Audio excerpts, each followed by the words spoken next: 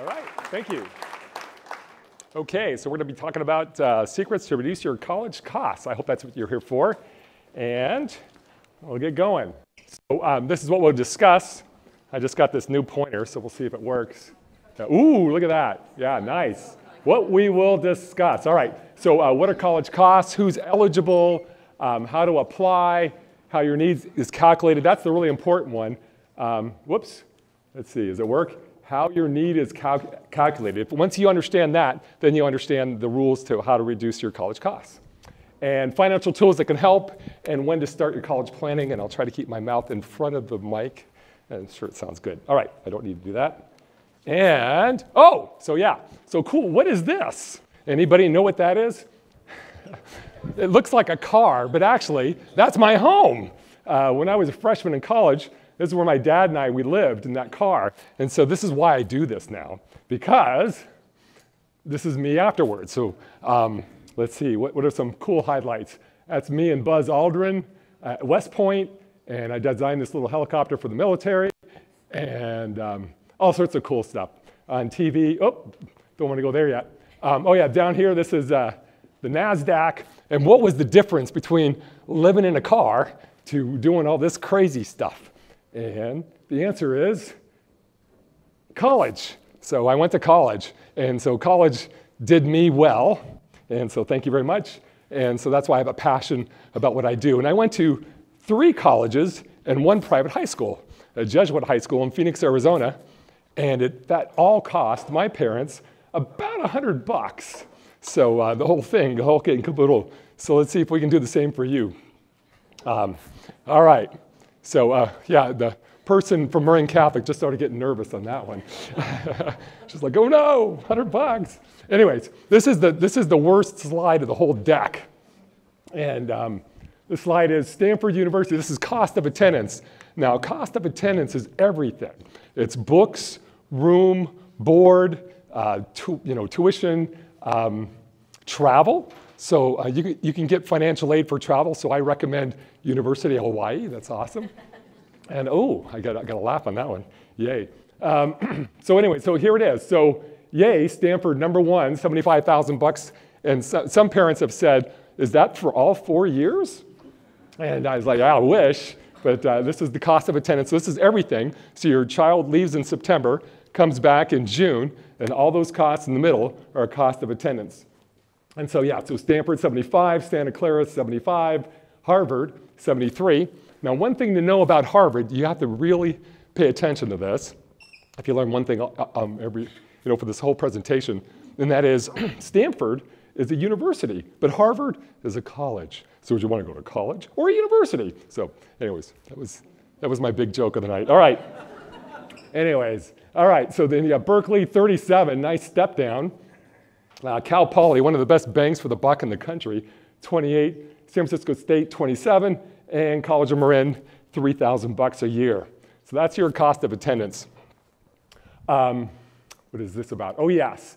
So there's the inflation rate in the United States of America, and then there's the inflation rate of college.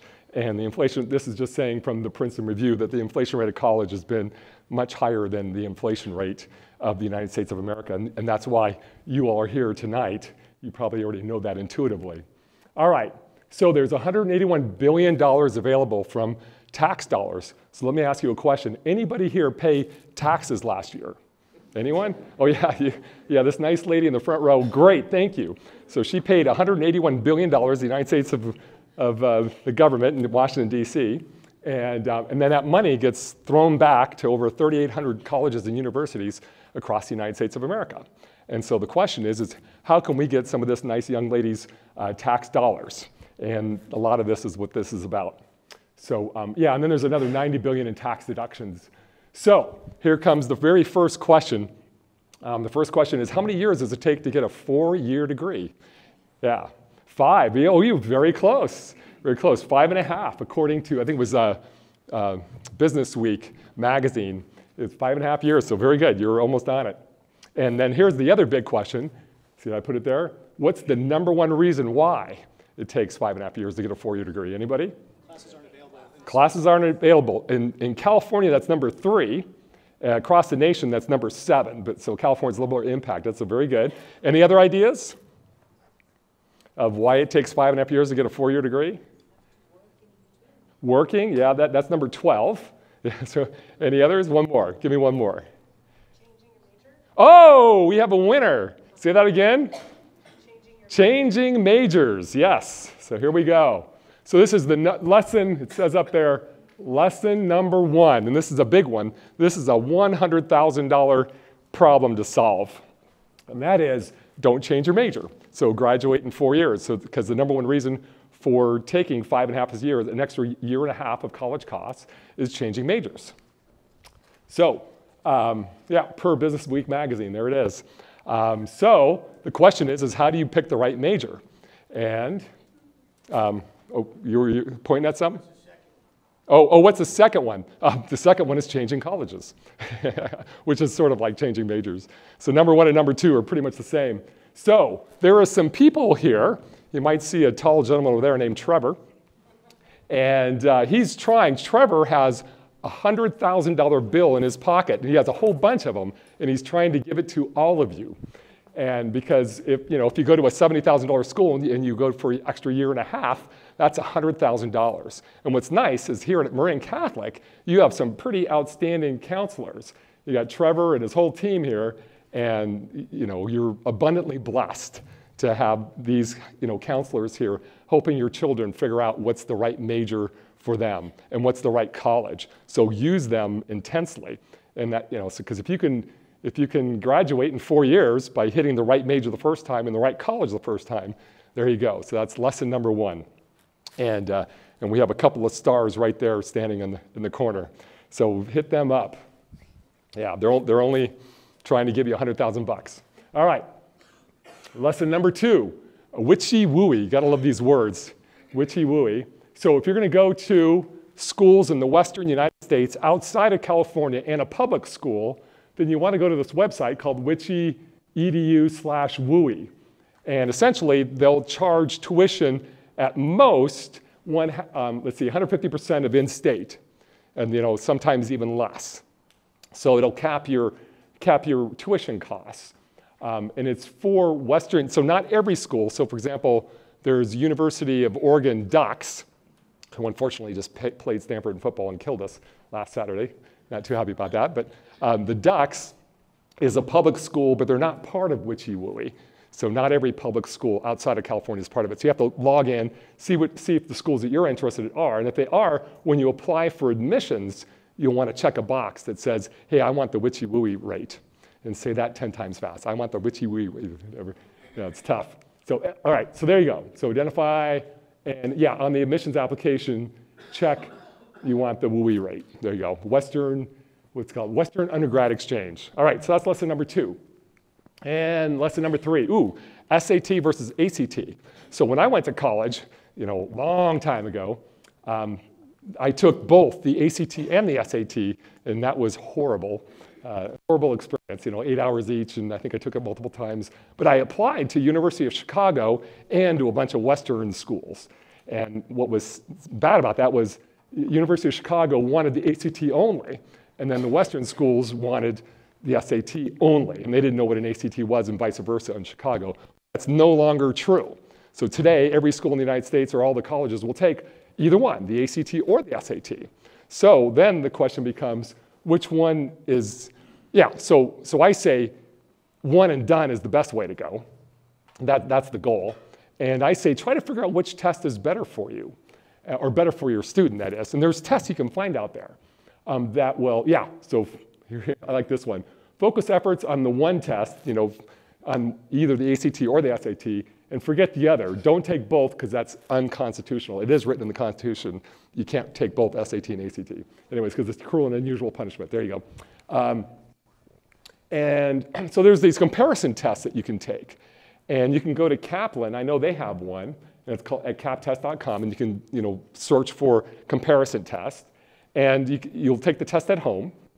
And it will tell you which way your student's brain leans a little more. So it leans more ACT or leans more SAT. And then I'd say once you figure that out, then forget about the other test and put all your energy and a lot of energy into the test that is more attuned for you.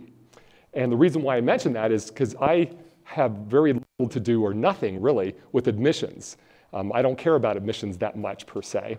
What I care about is financial aid and reducing college costs.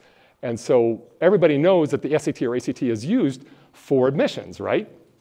But it's also used for financial aid and big time. So the higher you score, whether you think it's fair or not, the higher you score on the ACT or the SAT, the more free money they'll give you, the more scholarships and grants, and the less student loans they'll give you, and then versa versa. So the lower you score on the ACT or SAT and get it, and then get admitted to that college, they'll cheat and they'll give you more they'll give you more student loans and more work study and less scholarships and grants. So it puts money in your pocket. So even taking a course like Kaplan or Compass or any of those classes, if it truly does increase your student's score, you can get a return on investment on that because you'll get more free money. So probably, I think I did that one up. And I have a test too that I offer, and it takes about 3 hours. You take it at home. The parent proctors it. And each section there'll be 30 minutes, 45 minutes, so you'll time it, and you'll say go, and there's little bubble sheets, and you mail it in, and then you'll get back an answer sheet. And the answer sheet will say, hey, your brain is a little more ACT or a little more SAT. And then it will also tell you a second thing, and the second thing it will say, okay, if you're an ACT brain, here's where you did really well, and here's where you did very poorly. And so great, so then you can Google, hey, I don't need to know fractions, but how does the ACT test for linear algebra or something like that? And then it will show you, answers or how the ACT tests, or how's the SAT test for synonyms or whatever, you didn't do well in. So there you go. So, SAT, ACT, just take one is my strong recommendation, and the one that you're a little bit more naturally attuned for. All right. 181 billion. So this nice lady here sent her tax dollars to Uncle Sam. Thank you very much.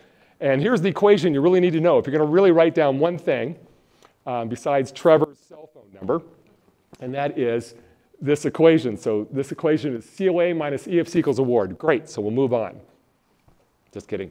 COA, that stands for cost of attendance. That was that first slide that I showed you with all those big numbers on it. Stanford, 75,000, and Cal Poly, I think, was 28. So that's cost of attendance. And it stands for all the costs that your child incurs while going to college. And then there's EFC, and EFC stands for expected family contribution. It's what the government expects your family to contribute to college. And this equation is composed, it was created by Congress. So anything created by Congress is a little bit nutty, and this equation is very much nutty. It's nonlinear, it's nonsensical. Like, for example, I was speaking to a family earlier, and we were talking about money in the kids' names. So if you have money in a savings, if a child or a student saves for college, works really hard at McDonald's or whatever, saves money for college, that will hit the EFC formula 400% harder than if that same amount of money, that savings, was in the parent's name. And so it doesn't matter how much money you have, it matters where it's at. So if you have money in these pockets, it hits you really hard. And another place that hits you really hard is, let's see, a grandparent-owned 529 plan. So that's, these loving grandparents, they put money in a 529, and they're really evil grandparents, because now there's no way that student is going to get financial aid, going to get scholarships and grants, because that 529 plan hits, let's see, 490% harder than if that same money was in a parent 529 plan. Yeah. And it hits the EFC formula. So it's really strange. It doesn't matter how much money you have, it matters where it's at. And so, yeah, you could be as rich as Jeff Bezos, but if you have your money in the right pockets, you will get a lot of financial aid. All right, so that's EFC, and then the award is scholarships and grants and work study and student loans, so you'll have an award package, and it will be all that stuff. So grants and scholarships are free money, and then student loans and work study, of course, you have to pay back the loans, or the student does. These student loans are for the student only, not in the parent's name. And then, of course, work study is a job on campus. So that's the equation that you need to understand. And what you really need to understand is how the EFC is calculated. And once you know that, then you can say, I have money in these pockets that are not that good, and I can move them over to those pockets that are a little bit better. All right, so where do they get the money? So a financial aid officer has 3 buckets in front of him. And he has a federal bucket, a state bucket, and a college bucket. And they're full of money at the beginning of the season. And then he gets these names thrown over a wall from the admissions department that says, hey, this student was admitted. And so then he starts looking in his 3 buckets and starts creating awards. So that's where it comes from. And then there's private sources. And private sources could be the Kiwanis Club or Rotary, where you write an essay and you get $5,000 or something like that. Or you can go to fastweb.com and there's lots of scholarships there. You go fishing for them. But I say, are they worth it? And my little comment here is, well, that's only 2% of the aid, so is private sources. And I'd say spend your time in the ACT and SAT prep, because you can get much more money by scoring higher there than you can, I think, than going after all these scholarships. At least, I mean the private scholarships, yeah. So does that all make sense? Oh, and if anybody has any questions, do not hesitate to ask. And then, of course, I'll be here afterwards, and Bruce, there's Bruce. Bruce will be here afterwards to help with questions too. Yes, sir. So I've seen that some universities and colleges are test optional. How does that figure into this if you don't have a score to deliver? So if test optional school, then they don't use the SAT, ACT, then they'll just use your GPA and other factors. Yeah, but most schools have SAT, ACT, but you're right, there are a few. All right, so we'll move on. So let's see, so how do you apply? There's this great form called the FAFSA, and that's another one of those great words like witchy-wooey. Now we got FAFSA, free application for federal student aid. And everybody's got to fill out. So there's over 3,800 colleges and universities across the United States of America, and all 3,800 universities and colleges want you to fill out the FAFSA if you want to apply for financial aid. And let's see, yeah, and then if you want federal loans, either the parent federal loans, for the parents only, they're called PLUS loans, or for the student, you have to fill out the FAFSA. And then sometimes, you can submit them, but then if there's a mistake, and they'll know there's a mistake, like if your CSS profile is inconsistent, or you'll confuse the financial aid officer, and then, it takes time to resubmit them and all that. And so you just want to do them right the first time. So that's all I'm really trying to say here is be consistent. And so the next form, here's a good one. When's the very first date that you can apply for the FAFSA, that you can submit it? Anybody know? October 1st. Ooh, October 1st of? This year. The senior year. Yes. Yes. So if your child's a senior, then it's October 1st is the very first date. And then I say, so the question is on September 30th, do you need to stay up and at midnight, really quickly log in? And no, you don't really need to do that. But you need to do it somewhat early. I say if you get it submitted by mid-November, so anytime through October to the second week of November, you're in the first batch. So you're doing well. But if you wait much later, if you wait especially into the next year or March or April, you're way late. And through that equation, cost of attendance minus EFC equals award, they might not, the calculation will say, hey, you deserve a big award, and you might get half of the big or a quarter of the big because you're just too late because their buckets are getting low. And that same thing with that 4 to 6 weeks, you want to do it right the first time, fill it out correctly the first time, because you don't want delays, because if delays happen, money can be flowing through your fingers and you don't really realize it. All right, and there it is, October 1. And then let's see, don't wait until April or May to get it done by mid-November. All right, so there's the FAFSA, and then there's another form called the CSS Profile, and that's for a lot of private schools, but not every private school, but a lot of them. So there's a group of private schools that will just take the FAFSA and that's it. But most private schools, I'll just say, take the CSS Profile. And the CSS Profile asks the same questions as the FAFSA and a few more. And the big thing is be consistent. Yeah, be consistent with the FAFSA. And because if you're not, then they can get bounced. The financial officer will get confused. Hey, it says here on the FAFSA, on this on the CSS Profile, what's up? And resubmit them and whatever. I've had problems with that in the past. Or I've seen that problem from other parents. And then here's a really good one. I love this. Using common sense is a mistake. Yeah. And you'll see what that means a little bit later. But if you use common sense just filling out these forms, you probably get a few questions wrong. And essentially, I liken it to, you step on a landmine and you don't even know it. And so one example is if money's in a kid's name. We spoke about that. So that's, it'll ask a simple question. How much money is in the student's name? Well, college cost reduction technique is to get that out of there, before you fill out the form. And you could just even do it the day before, but because they ask, at the moment that you hit the submit button, what are you at that moment? And so if the day before, let's just say there was $10,000 in Junior's account, and so you took it out the day before, and then the next day you filled out the FAFSA, and he only had $100 in there, then great. You put $100 and you hit submit, and if you get audited by the Department of Education or by the school, you would pass because at that day you had $100 in the account. But of course that 10,000 would have to go somewhere legit. You just can't put it under a mattress because in fact they sort of ask that. They say, is there money anywhere else? And so buried in the backyard under the mattress and all that. So it has to show up somewhere else. But the money in a different pocket is not hit as hard as money's in other pockets. So you just have to know which pocket to put money in. Let's see if there's another good one to explain. Oh yeah, I talked about grandparent 529s. We'll get into that later. Those are really bad. And so what you do is you transfer. You can do a 529 to 529 exchange, and that's easy to do. And so if you have a parent 529 and a grandparent 529, a lot of times I say, move it over. Or what you can do is wait until your child's senior year or last year in college, and then use the 529 from the grandparent, because it won't affect until the year after. And so if you hit the last year, so if you wait to use grandparent 529 money, during the student's senior year or last year in college, then it won't affect your EFC. Yeah, so I hope that all made sense. And if it doesn't, I will invite you to clarify things afterwards, or even now. All right, enough on that. Let's see.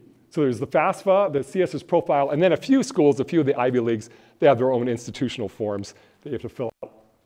And let's see here. And they'll ask similar questions to the FAFSA and the CSS profile, of course, and just be consistent. And then, of course, so be consistent and don't use common sense. There you go. All right. And then what's another commonsensical one? It's a really simple question. Do you own a home? Yes or no? Yes, I own a home.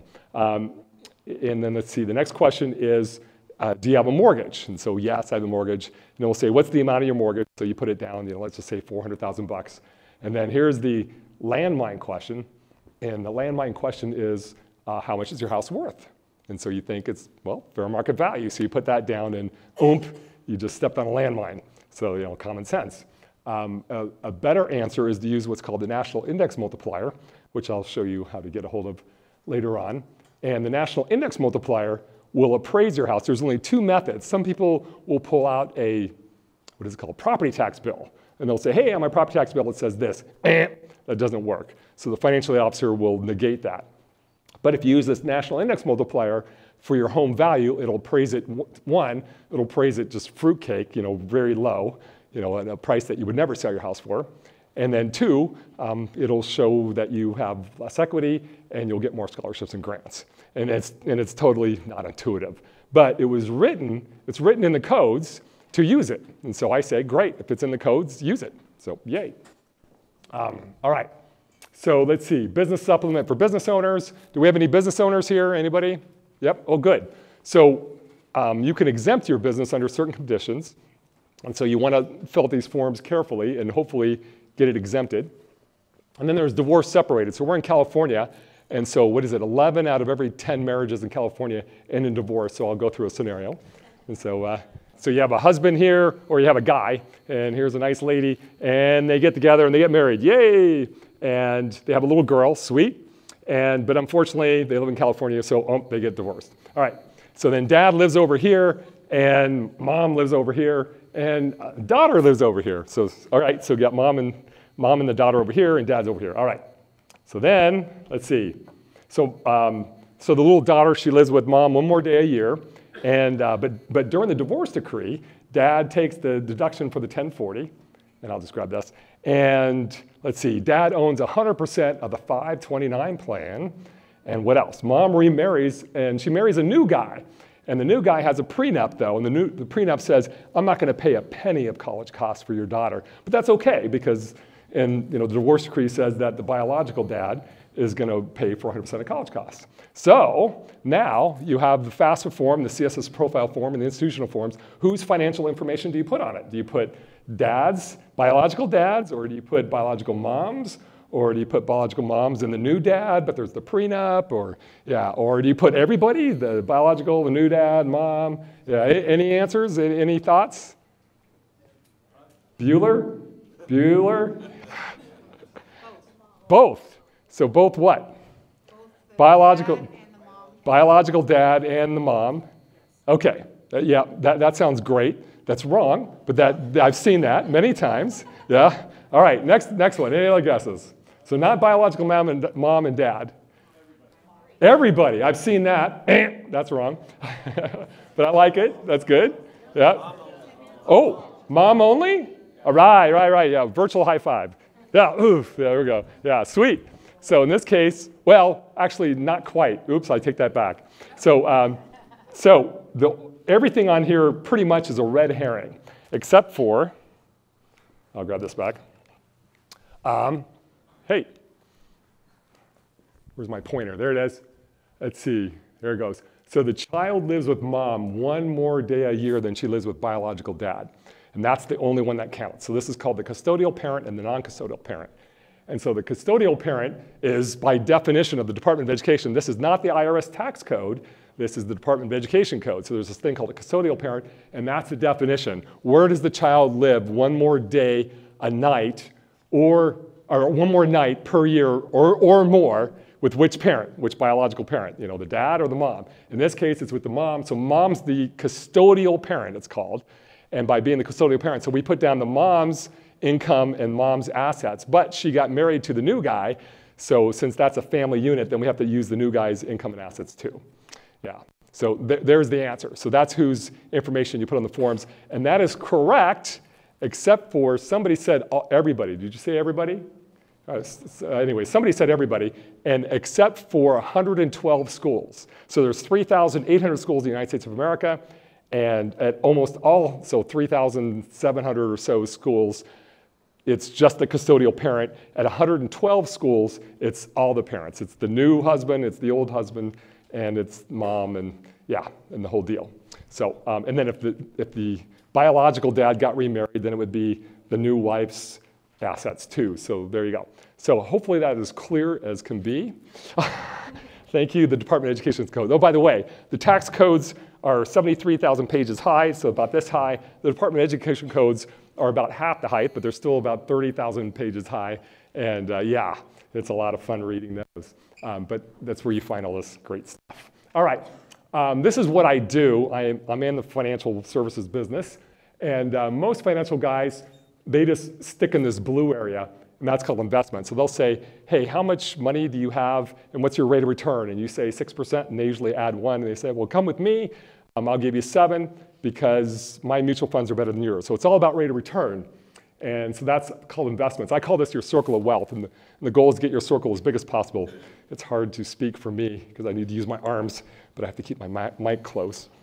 And so, there's my circle. Oops, wrong slide. All right, so that's investments. And then there's lifestyle. So let's just say you're making $250 a year, but you're spending $350,000 a year. Then your circle will get smaller, right? So your lifestyle will have an effect on your circle of wealth. And then here's the area that I focus in. I call it unknown and unnecessarily wealth transfers. Well, that's easy to say. And since I'm the one that created the slide. And so that's financial processes. So this one is more process-oriented. This one's more product. My mutual fund is better than yours. And then this one's more process. And so there's all sorts of processes. There's college cost reduction processes, like one is take the money out of junior's pocket and put it in mom and dad's pocket, and that'll reduce your EFC and then give you more money. So that's a process. You're not changing stocks or cash or anything. The family still has the same amount of money, but you just switch pockets. Or you transferred grandma's 529 to the parents, and that lowers your EFC. If you use grandma's 529 freshman, sophomore, and junior year. And so those are just processes. And there's a whole bunch of processes, like this one's how to convert an IRA to a Roth without paying the conversion tax. There's processes for that.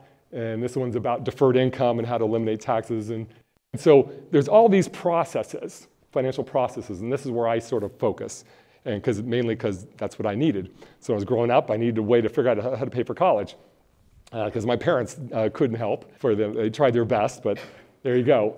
So I had to figure out processes that I could do to reduce my college costs. And then after I went through an IPO and M&A, I had different problems. And my different problems were, how do I defer capital gains or eliminate capital gains? How do I convert 401ks and IRAs to Roths without paying the conversion tax and things like that? And so I sort of fell into this area called processes, financial processes. And they're really powerful. But of course, the one we're talking about, the financial processes, is college cost reduction. So we'll carry on that. But I just wanted to explain what I do. And so I do financial processes. All right, there we go. So here's a little case study. And it has to do with awards. And some schools are very generous. And you remember that equation, cost of attendance minus EFC equals award. That's a simple equation. And some schools, and that's the equation per Washington, D.C. And so Washington, D.C. will say, let's just say you do that equation, and Washington, D.C. says you deserve $30,000 in award. So then it's up to the financial aid officer to get you an award package of $30,000. But then some schools won't be so generous. They won't give you what Washington, D.C. says.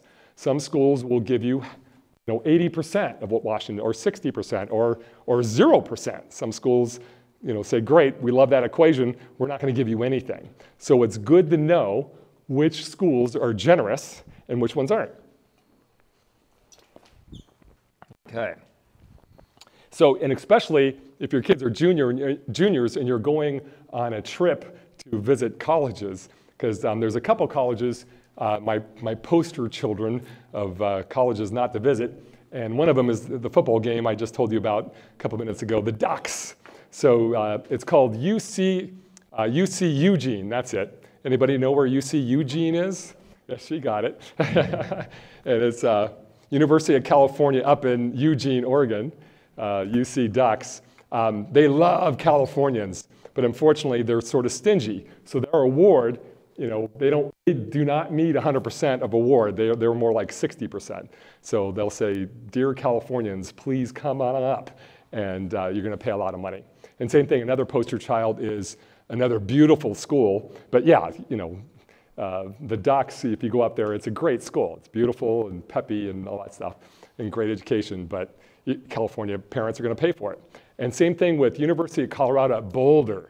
Oof, are there any students here? If there is, parents cover their ears. So you don't want to go visit University of Colorado at Boulder because it's beautiful.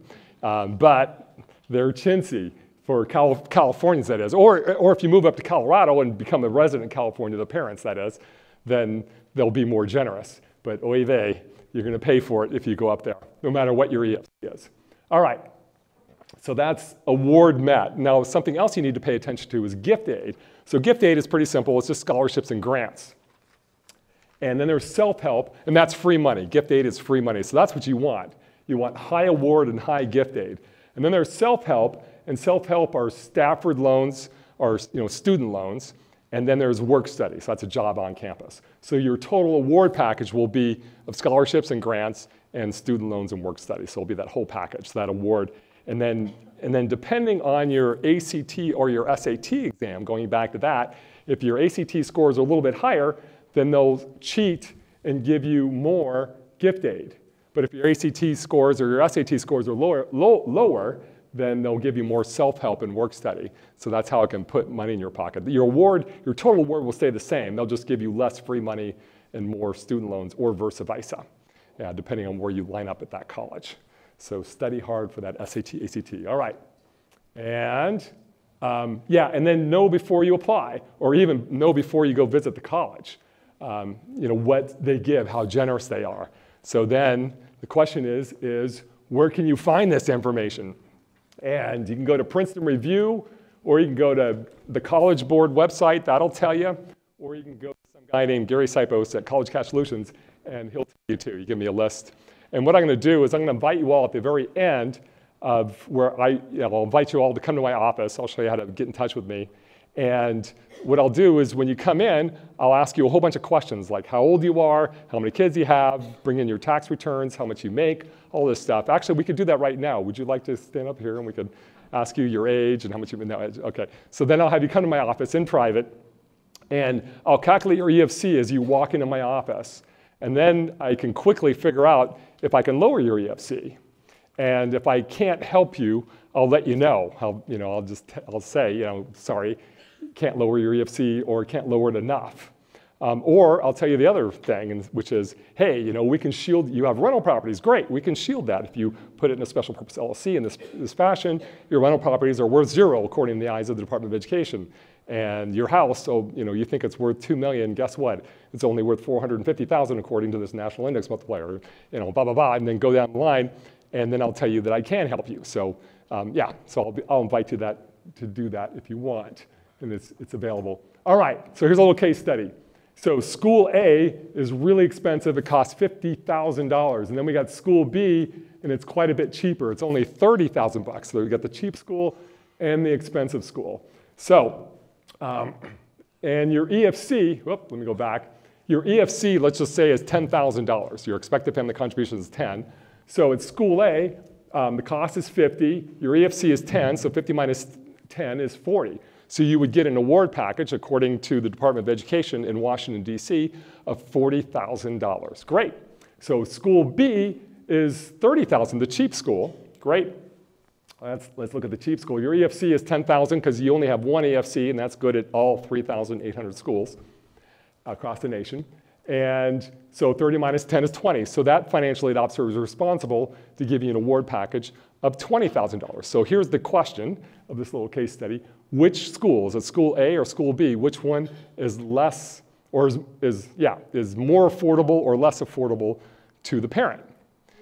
And the answer is, right now, you don't know. It depends. Oh, you said it depends, did you?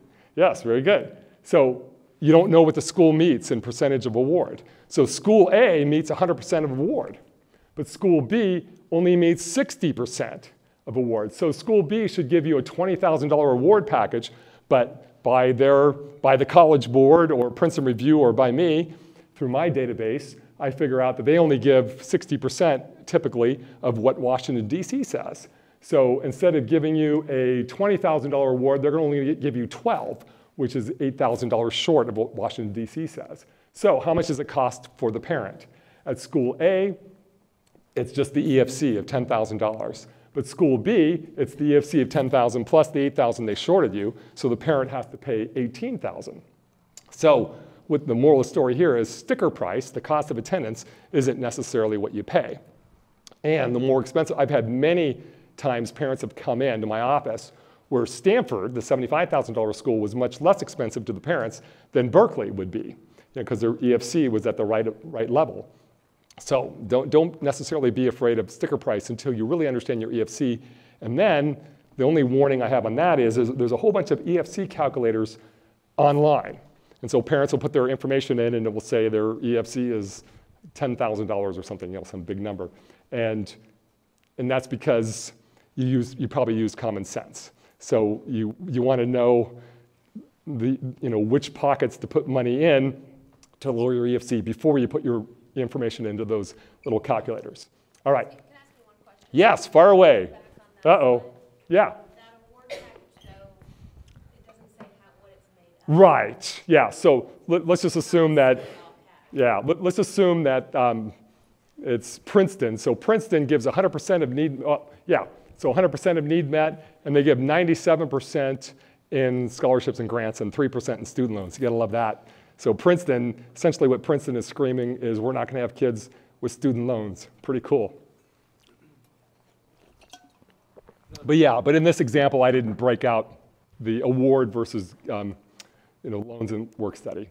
If you have 2 kids in college, is that EFC divided by 2? Yes, good question. Our statement, actually.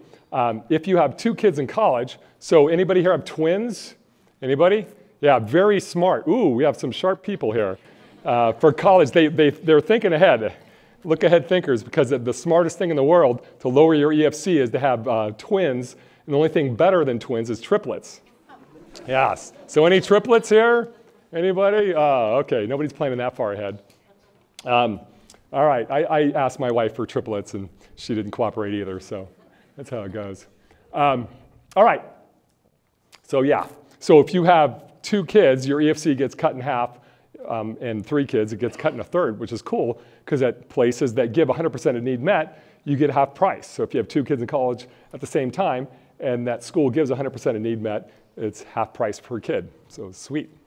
Yes, you had a question? So I was just going to ask about that. So if you have 3 kids. If you have 3 kids in college at the same time, your EFC will be cut in thirds. Yes. And so I had a case, a pretty cool case, pretty funny. Let's see, we had the older brother who wasn't too academic, let's just put it that way. And then we had the younger sister, of course, who was off the charts, 4.0, 4.5 and all that. And so she gets into this Ivy League, and so they only have 1 kid in college. So dad went over to the older brother and said, I'll tell you what, College of Marin, if you take 6 classes or 6 units for 1 semester, I'll pay you $8,000 or something like that. And, and the older brother's like, sure, And so he did, and they had 2 kids in college. So great, and their EFC at the Ivy League school got cut in half, which is pretty cool. So thank you, older brother. He finally helped with college. All right, award letters. Some schools miss award or under award, and some schools will try to compete with other schools if they're like kind. I'll get to you in a sec. And so you can negotiate with them, but you have to know that school's numbers.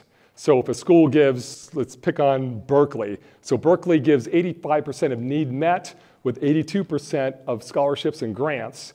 And so if you get a 75% award package from Berkeley, so let's say you get $20,000, right? But you calculate it and you figure out, hey, this is 72% award, you can negotiate with them. And yeah, that's what I'm talking about, negotiation, good. And if you call them up, Berkeley, and say, hey, I got $20,000 as an award package, but I'd like 30, I'd like more, they'll laugh and hang up the phone. But if you write a letter and say, dear financial aid officer at Berkeley, you give typically 85% of award package with 82% of need met, or I'm sorry, in scholarships and grants, or gift aid it's called. If you use their vocabulary, and especially their numbers, they'll respond to that. And then you write, and you gave me a 72% award, so could you please take it back to the committee and see if you could give a more fair award? They'll respond to that. And of course, there's no committee. There's just a financial aid officer that says, yeah, okay, you caught me. Of course, he won't say that out loud. And yeah, so you can negotiate with them, but you have to know their vocabulary. So there you go. And you have to know that school's percentages and all that. All right. Oh, sir, you had a question. Yeah, so if you have 2 kids in school, but one of them is got already all of their costs covered, do they still divide it by 2 or no? Okay. Well, let's see. So if you have 2 kids in college, and the definition of being full-time in college is 6 units for 1 semester. So during a college years, if you have 2 kids where 1 kid is at least 6 units for 1 semester, then you have 2 kids in college, full-time, according to the Department of Education codes. And it doesn't matter if they're paid up or not.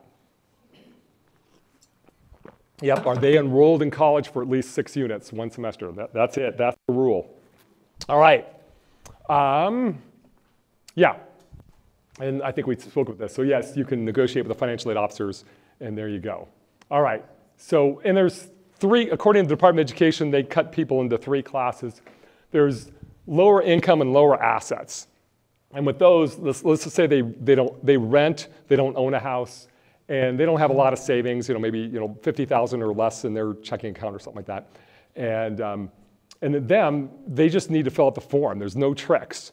Just, hey, I rent, I have $25,000 in my checking account or something like that. I have some in a 401k. Great, just put it out and you'll do well.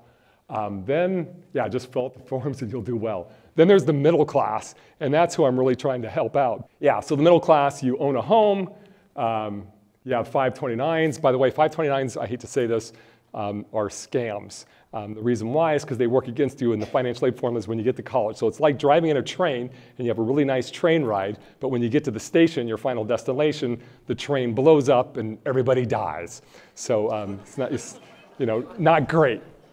So, and that's a 529 plan, but they're great for financial advisors, I will say that, good for Wall Street.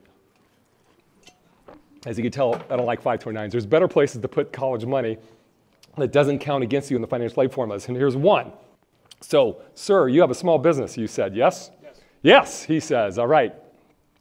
So this is what you do, is you hire your son or your daughter. You have a son or daughter? Both. Both, okay, you'll hire your son, daughter.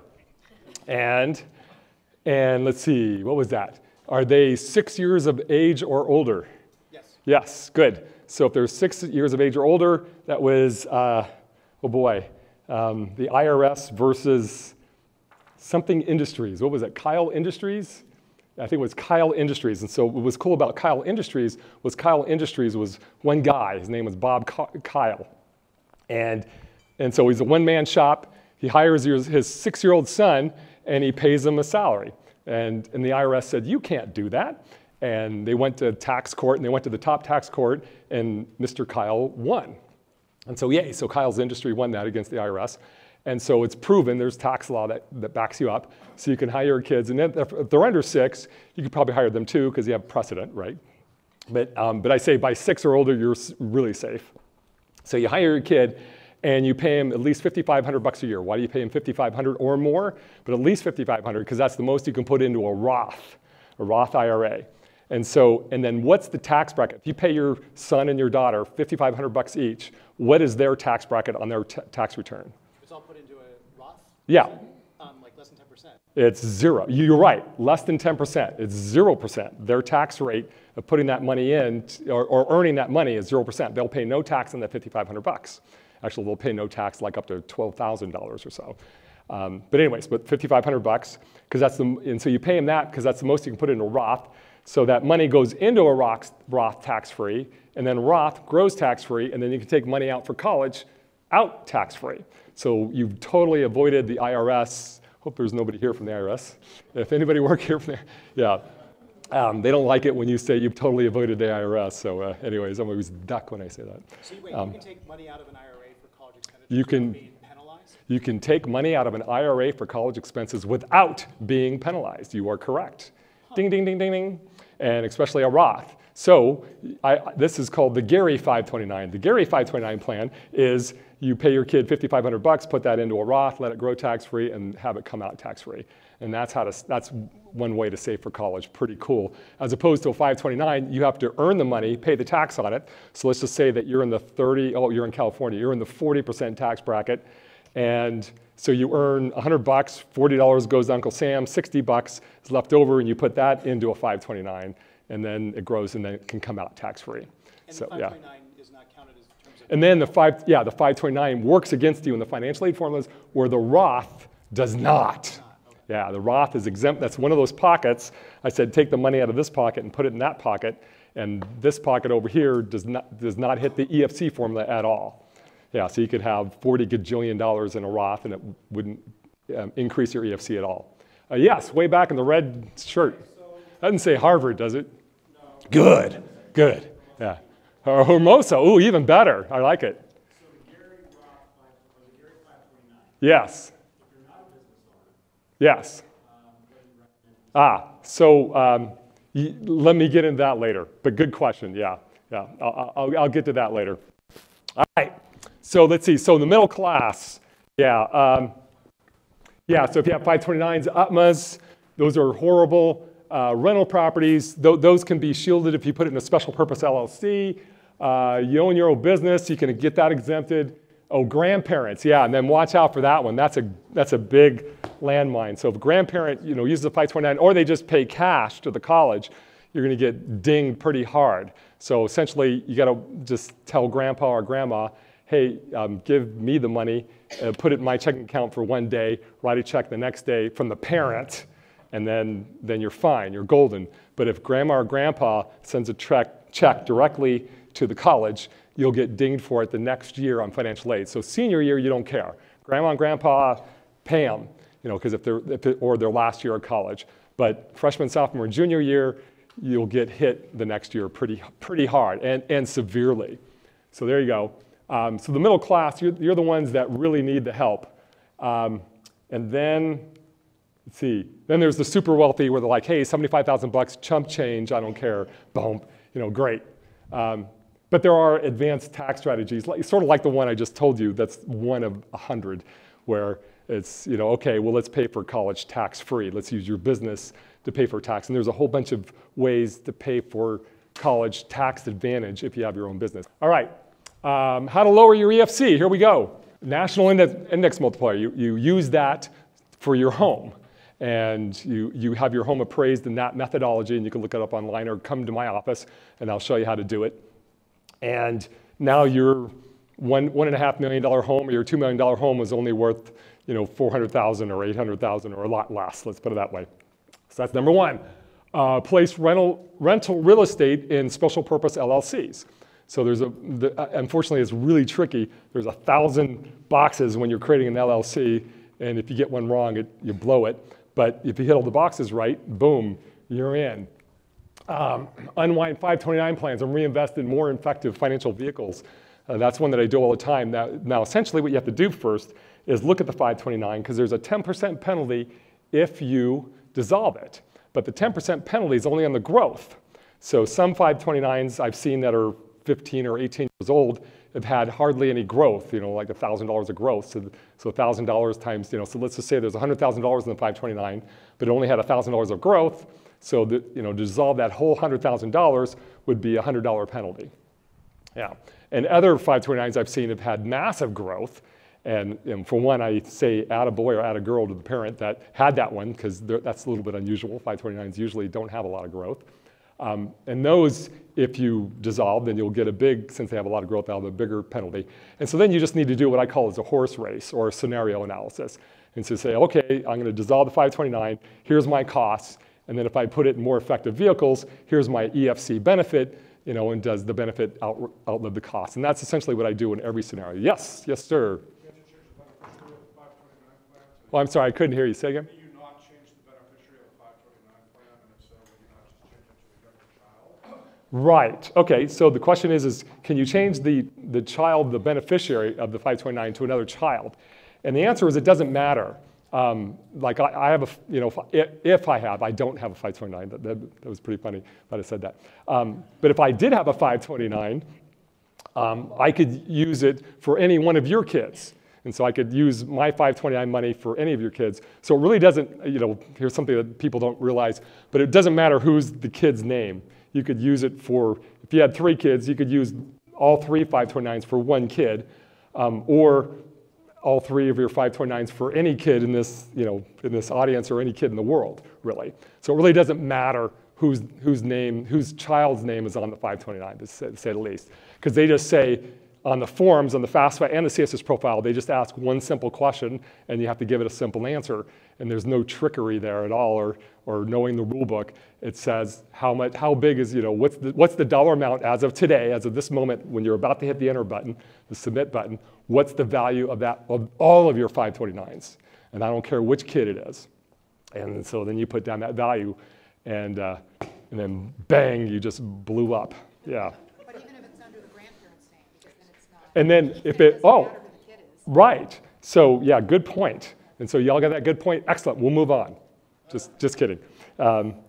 Let's see, so she said, if a 529 is owned by a grandparent, you don't put that on your FAFSA fund, that is correct, or your CSS profile. And they don't ask, a grandparent-owned 529 on the FAFSA or the CSS profile. The problem is when the grandparent takes the money out of the 529 and then gives it to the school.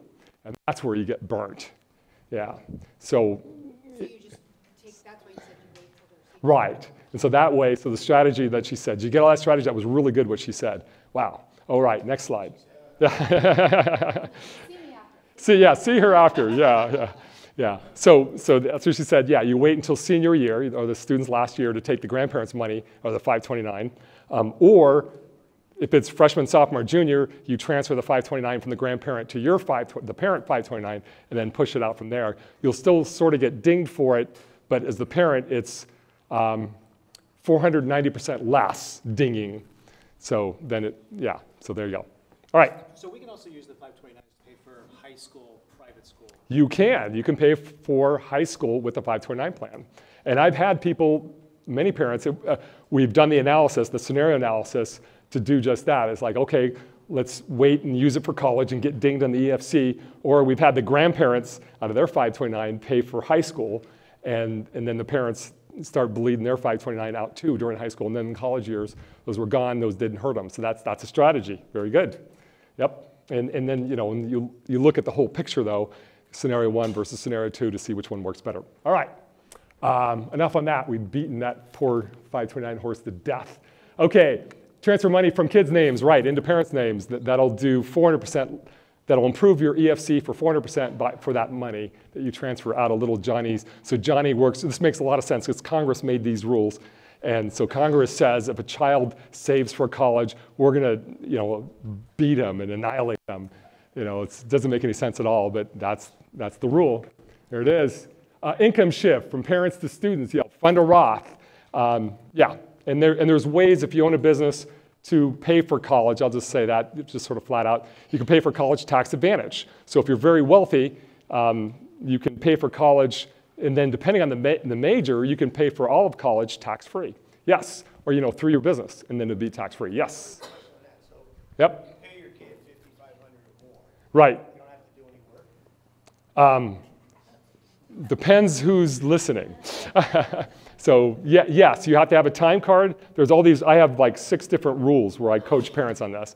But you have to have a time card, you have to have a job description, they have to sign it, they have to sign time cards, you have to pay them, a check from a business account. So there's things you need to do to make it legit.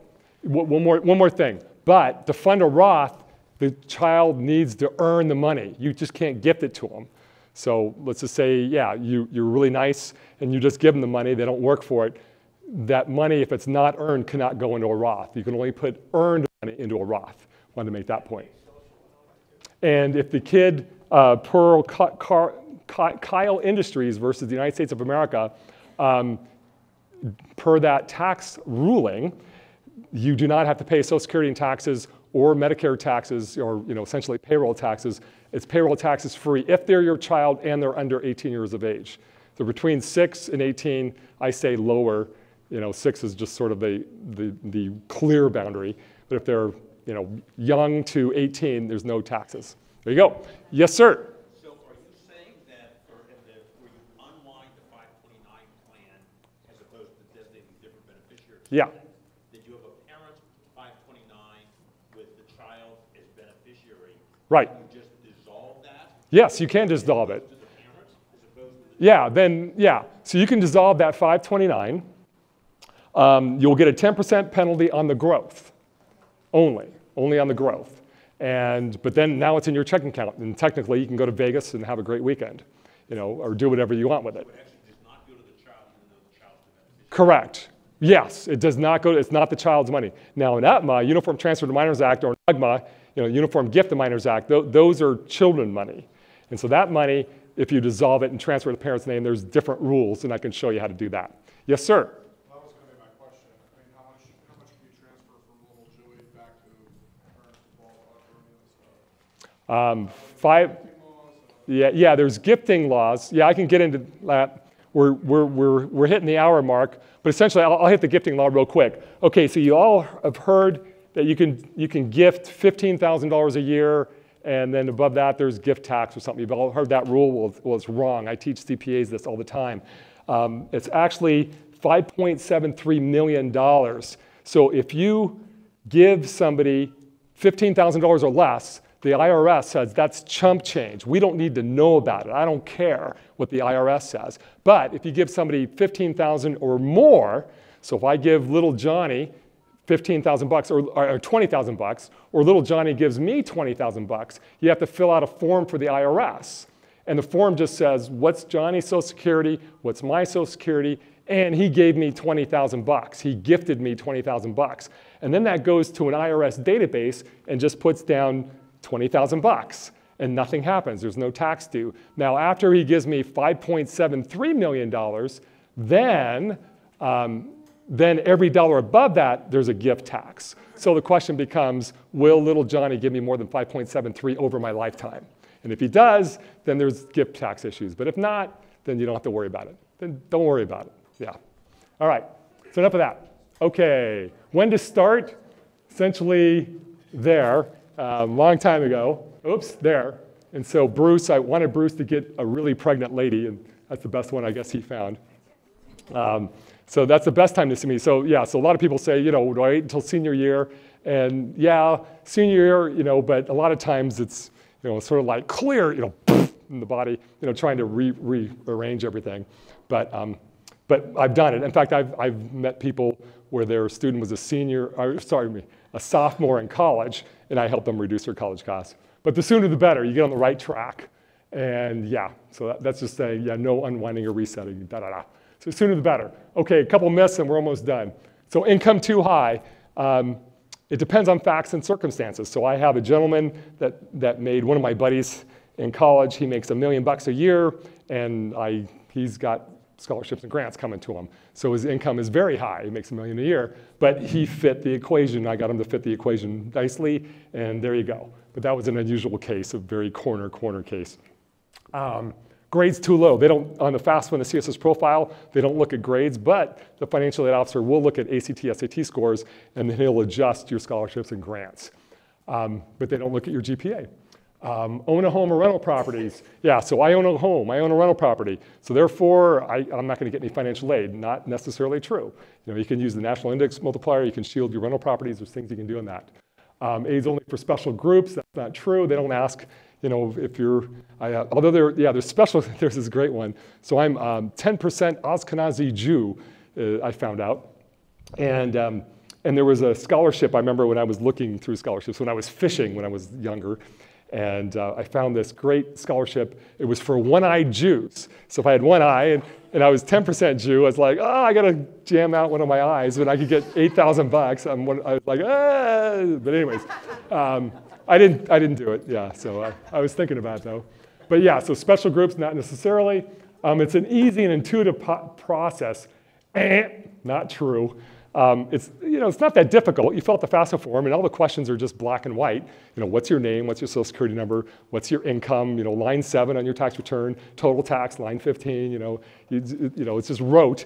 How much is your house worth? People will just put that down. So it's not necessarily hard, but it's just knowing how to put the right answers in. That's the little bit a technique part.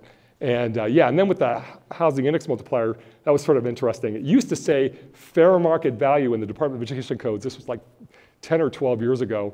And then there was a bill that happened and some congressman had rental property and a house with a nice appreciation in it. And he said, I need scholarships for my son. So he changed it from fair market value period to fair market value comma, and then, or you can use this national index multiplier. And so then he didn't think anybody else would find it, but I found it. Yes?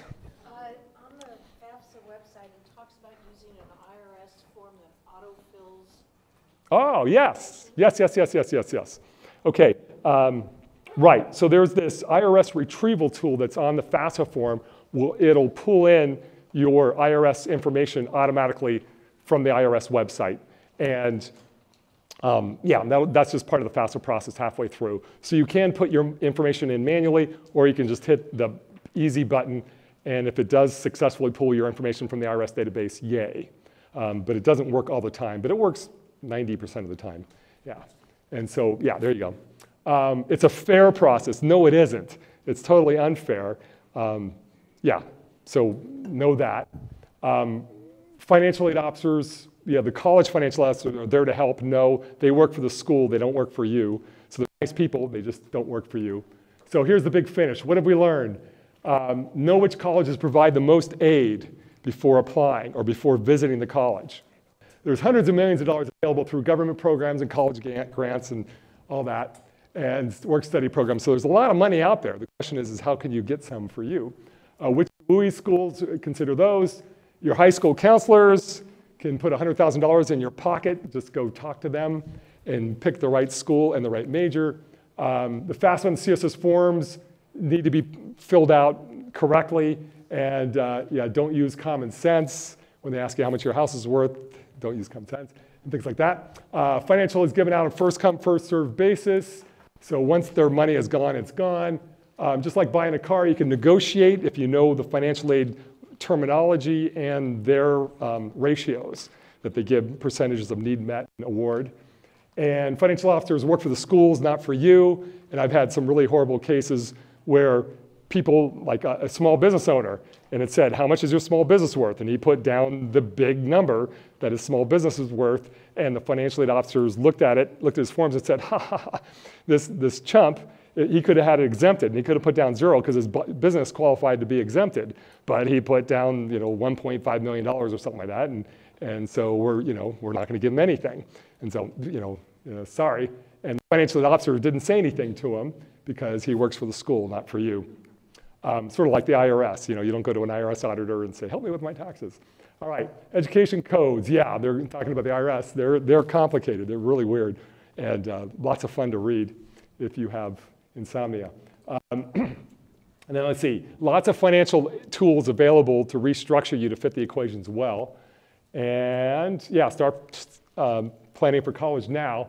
So one thing that I've been asked to do is to offer, a 1-hour consultation to all of you. And essentially, I'll, at the end of the meeting, I'll tell you what your EFC is walking in the door, what your EFC would be doing if you switch some things around, use the national index multiplier, transferred money, did this or that. And there's hundreds of techniques depending on your personal situation. Just, yeah, a lot. So if you want to schedule, you have the evaluation forms. Oh, and also if you fill out those red evaluation forms, that'd be great. And I like the letter A, not F. Anyways, so you can check yes there. Or if you wanted, you can go to my website, collegecashsolutions.com, and sign up there. Or you can meet with me after the meeting. And yeah, and we'll just help you figure out some strategies. And let's see here. And this is my website. And so if you hit appointments, collegecashsolutions.com, then you'll go to this page. And the reason why I bring this page up is because it has this really handsome photo there. Just kidding. It's from 25 years ago. And, but no, you hit book a meeting. And then you book an initial meeting. And so that's how you can book an initial meeting with me at collegecashsolutions.com. Yes, ma'am? Quick question. If you're filling this out and your child is 17, yes. obviously, Yes. you know that when they turn 18, they will come into some money from their grandparents. Right. Should you let that happen because it has to, and then the next day transfer it into your name with their agreement? Yes. Okay, so the question is if the child is 17 and when they're 18, a bunch of money is going to come to the student from the grandparents. And the answer, and so she said, do I transfer it out the next day? And the answer is, I don't know. Well, the answer is, it depends on, I hate to say, hundreds of facts and circumstances. So I would need to ask you about 80 questions. And after those 80 questions, I could give you a definitive answer, a very specific answer. But right now, there's too many other questions I'd have to ask. Yeah. And that's it. Feeney. And I'll answer questions. Oh, but one more, yes. So you said, it could take 5.5 years for a student to get through college. Right. Are you limited on the number of years you fill out the FAFSA? Oh, good question. So she said, if my child goes to school for 6 years, because they're going to change majors 3 times, nice. And do you fill out the FAFSA every single year? And the answer is yes. And if you go to a private school, you fill out the FAFSA and the CSS profile every single year, right? And because the colleges, give you an award based on your FAFSA. But they don't know if you lost a job or you won the lottery or all sorts of things, that can affect your EFC. So there you go. So I'm going to be hanging around. If anybody has any other questions, feel free to come on up or see Bruce. And I hope you enjoyed it.